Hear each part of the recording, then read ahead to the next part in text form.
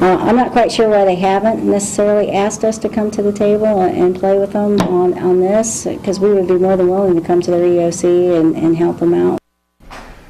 Well, that's what Fox 10 News was told by Captain Judy Hine earlier this week after a closed-door meeting in New Orleans. That's right. Wednesday, members from the Coast Guard, BP, the EPA, FEMA, and state leaders met to discuss the response, what it would be if a storm washed oil-soaked debris onto local beaches. Now, the only problem is, Bob, is none of the mayors from our local beach communities were invited to that meeting. But as you just heard, the captain said that no one has ever asked for help, and if they did, she'd be more than willing.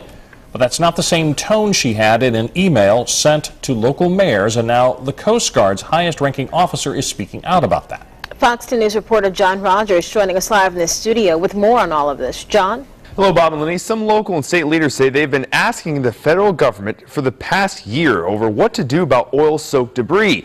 A couple of Gulf Coast mayors have gone public about it, and in this email, the federal on-scene coordinator calls them out, saying they did this for political purposes. And one local leader is calling for her to be reprimanded.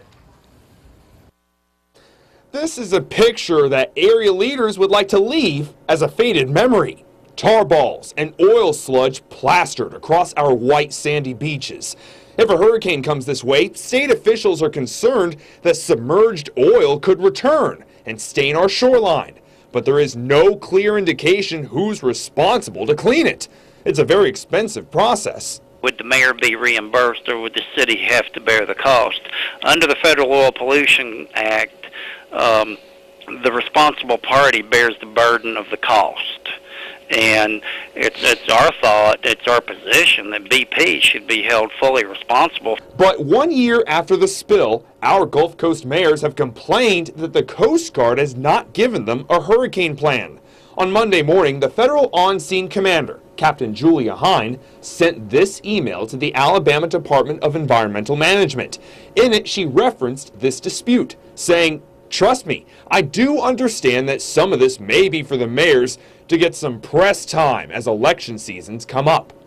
Some of our local mayors were offended. I don't know how we can work with her, and I think the Coast Guard needs to replace her and bring someone in that trust and respect what we're trying to do down here. The personal attacks and the comments that were made were uncalled for and unfortunate and unprofessional.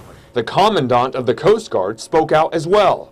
I'm not aware of any official statements that would reflect that, nor would I allow any official statements that would reflect that. If we have Coast Guard people that are making statements like that, I would be disappointed, and I would want to look into that a little bit deeper. Local and state leaders say they simply want to put this bickering aside and focus on how to protect their communities. We need closure. We need a meeting, and we need answers to these questions before there's the possibility of a storm. I think we've just been out there trying to do our jobs, and that's what our community and our citizens expect us to do. The official from ADEM was told that FEMA should be providing guidelines for our local leaders within the next week. We'll certainly keep you posted as this story develops. I emailed Captain Julia Hine in the meantime to get her take on this controversy, but as of this time, she's not responded back. Lenny's?